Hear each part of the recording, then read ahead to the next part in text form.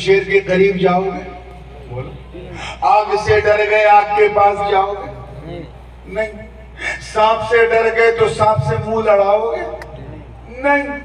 انسان جس سے ڈرتا ہے، جتنا ڈرتا ہے اتنا دور بھاگتا ہے. لیکن صرف اللہ کا ڈر ایسا قیمتی ڈر ہے کہ بندہ رب سے جتنا ڈرتا ہے رب کے اتنا قریب ہوتا جاتا ہے. اس لیے اللہ سے ڈرو تاکہ اللہ کے قریب ہو جاؤ. اللہ کے قریب ہو جاؤ یعنی اللہ کے حبیب ہو جاؤ. اور نہیں ڈرے تو پھر تمہاری داستہ بھی نہ ہوگی، داستہ نہ ہوگی. حضرت خواجہ اویس قرنی رضی اللہ تعالیٰ سند التابعین جنگل میں عبادت کر رہے ہیں. کیا کر رہے ہیں؟ بکریاں گھاس چر رہے ہیں اور ایک بھیڑیا جو ہے وہ گردن گھما گھما کے ان کی بکریوں کی رکشا کر رہا ہے. بھیڑیا انگریزی میں اسے ہائنا کہتے ہیں. کیا بات سمجھ میں آئی نا؟ ہائنا. میں مانتا ہوں کہ شیر بڑا ڈینجر جانور ہوتا ہے، لائن نرسنگ. اگر پیٹ خالی ہے شیر کا تو کسی کی خیریت نہیں، لیکن بڑا خوددار ہوتا ہے کہ اگر پیٹ بھر گیا ہو تو you can walk with the line. آپ شیر کے ساتھ ٹہل پھر. اور یہ میں سنی سنائی بات نہیں کر رہا ہوں، مجھے ذاتی تجربہ ہے. یہ اور بات ہے کہ شیر کے ساتھ ٹہلنے کے لیے ذرا سینے میں شیر دل بھی ہے. سب کے بس کی بات نہیں ہے، لیکن بڑا غیرت مند ہوتا ہے. پیٹ بھر جائے شیر کا تو پھر کسی کو منہ نہیں لگا. لیکن بھیڑیا میرے دوستوں ایسا درندہ ہے کہ اگر گردن تک کھا لے اور سامنے بکری یا ہرن دکھ جائے تو نوچے گا ضرور، چاہے کھائے. اور یہ معاملہ عجیب ہے. خواجہ اویس عبادت کر رہے ہیں، بکریاں گھاس چر رہی ہیں اور ایک بھیڑیا گردن گھما گھما کے بکریوں کی رکشا کر رہا ہے. ایک راہگیر مسافر کا گزر ہوا. یہ ادبھت اوشوسنی ہے، انکریڈیبل سین دیکھا، اس سے رہا نہیں گیا. اس نے کہا بابا یہ کیا؟ آپ کو اس بھیڑیے سے ڈر نہیں لگتا؟ توجہ کرو، اس بھیڑیے سے آپ کو ڈر نہیں لگتا؟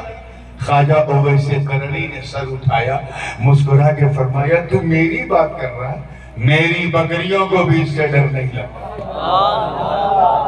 میری بکریوں کو بھی اس سے ڈر نہیں لگتا. تو وہ کیوں؟ کہا سن، پہلے میں اس بھیڑیے سے ڈرتا، اللہ کرے آپ سمجھ جاؤ تو مزہ آ جائے. پہلے میں اس بھیڑیے سے ڈرتا تھا، اب یہ بھیڑیا مجھ سے ڈرتا. سبحان اللہ. پہلے میں اس سے ڈرتا تھا، اب یہ مجھ سے ڈرتا ہے. کہ کیوں؟ کہ سن، جب تک میں اللہ سے نہیں ڈرتا تھا اس بھیڑیے سے ڈرتا تھا، جب سے اللہ سے ڈرنے لگا یہ بھیڑیا مجھ سے ڈرنے لگا.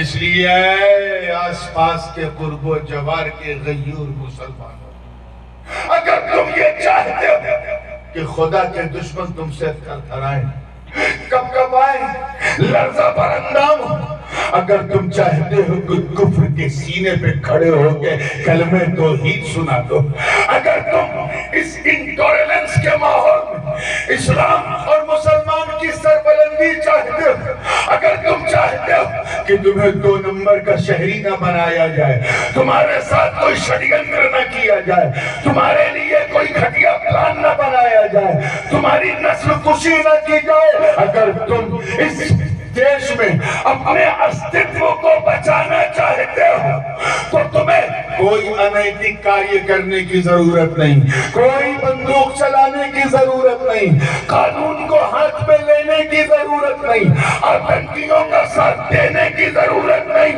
اگر تم خدا کے توجہ رہے خدا کے دشمنوں کو ڈرانا چاہتے ہو تو بس اللہ سے ڈرنا شروع کرو.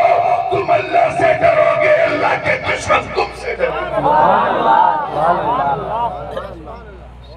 یقین نہ ہو تو آزما کے دیکھو، چاروں طرف سے فرنگی طاقتوں نے اسلام کو اپنے شکنجے میں لینا شروع کر دیا. ہیمفرے اور بہت سارے مستشرقین کی مدد سے لوگوں نے اسلام میں خرابیاں پیدا کرنے کی کوشش شروع کر دی تھی. نبی کے علم غیب پہ سوال، ان کے حاضر و ناظر پہ سوال، ان کی کردار پہ سوال، ان کے قدرت و اختیار پہ سوال، نبی کی اچھا شکتی پہ سوال پٹ اپ کرنے لگے تھے یہ گورے. اور انہی گوروں سے یہ سوال لیا اسماعیل دہلوی نے. کسی مائی کا لال نے سر نہیں اٹھایا اس کے خلاف بولنے کے لیے. انہی سے لیا انتہا بنانے. کسی نے نبی کو مر کے مٹی میں ملنے والا لکھا، کسی نے نبی کے حاضر و ناظر ہونے کا انکار کیا، کسی نے ان کی رحمت للعالمین کو اپنی طرح سمجھا، کسی نے انہیں اپنی طرح سادھارن منشیہ سمجھا.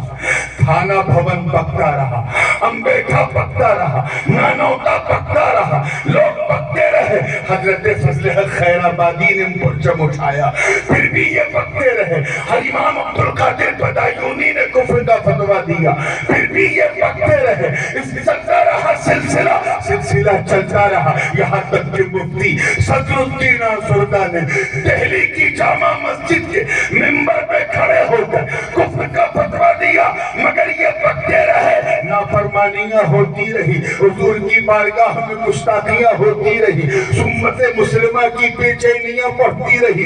سارے قادری گڑگڑانے لگے، کہنے لگے یا غوث المدد. چشتی چیخنے لگے، کہنے لگے یا خواجہ المدد. صابری کہنے لگے اے علی احمد صابر المدد. نظامی کہنے لگے اے محبوب الہی المدد. اشرفی کہنے لگے اے سلطان اشرف المدد. مداری کہنے لگے اے بدیع الدین المدد. ہمارا ایمان خطرے میں ہے. مصطفیٰ کی شان کو مشق ستم بنانے کی ناپاک کوشش کی جا رہی ہے.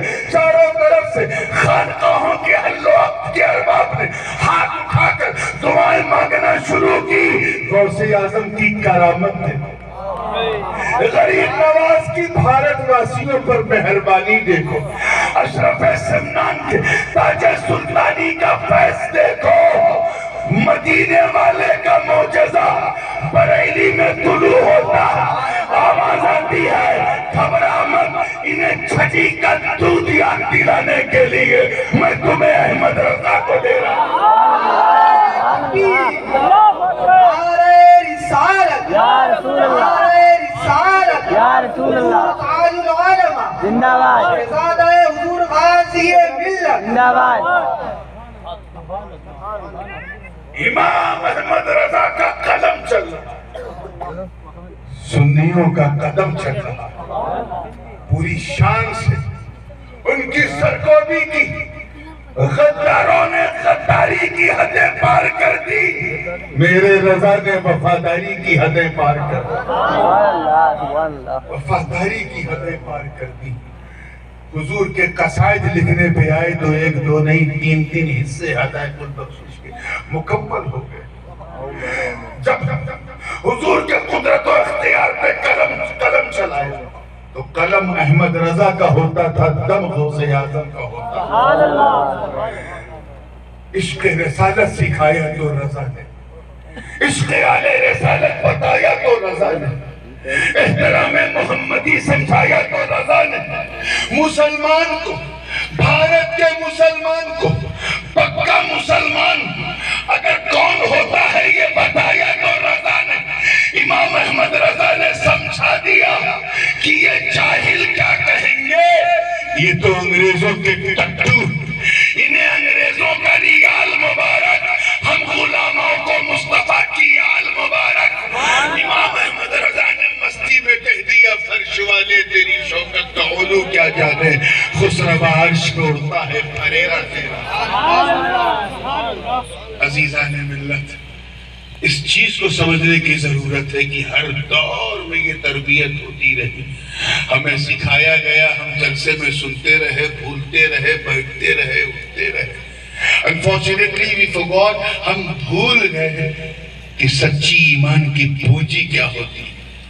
اپنے دل میں ہم تقوی کیسے محفوظ کریں. اعلیٰ حضرت نے ہمیں تقوی کا بھی حق دکھایا اور فتوے کا بھی حق سکھایا. انہوں نے بتا دیا کہ خدا تک جانا ہے تو مصطفیٰ کا دامن تھامو، اور مصطفیٰ کو خوش کرنا ہے، راضی کرنا ہے تو حسن حسین اور ان کے گھر والوں سے محبت کرو، اور اگر ایسا نہ کیے تو تمہاری داستان بھی نہ ہوگی داستان۔ ہر سید امام احمد رضا سے محبت کرتا ہے، کیوں؟ میں وجہ بتا رہا ہوں، علت بعد میں آ جائے گی۔ میں نے کہا تھا نا شروع میں کہ یہ لیلا کا ذکر ہو اور مجنو کا نہ ہو، یا مجنو کا ذکر ہو لیلا کا نہ ہو، کیا یہ ممکن ہے؟ تو آؤ، میں دیکھ رہا ہوں کہ ینگسٹر زیادہ بیٹھے ہیں اور رات اتنی بری ہو گئی ہے کہ اصلاح معاشرت ان کو لے بیٹھے گا، تو میں یہاں سے تھوڑا دوسرا لا رہا ہوں۔ تو آئیے تھوڑا سا اپنا موڈ چینج کیجیے اور میں 5-10 منٹ میں اپنی بات کو فنش کرنے کی کوشش کروں گا۔ تیار ہیں آپ لوگ؟ بالکل جیسے وہ جب شریف صاحب پڑھ رہے تھے 10:30 بجے، آواز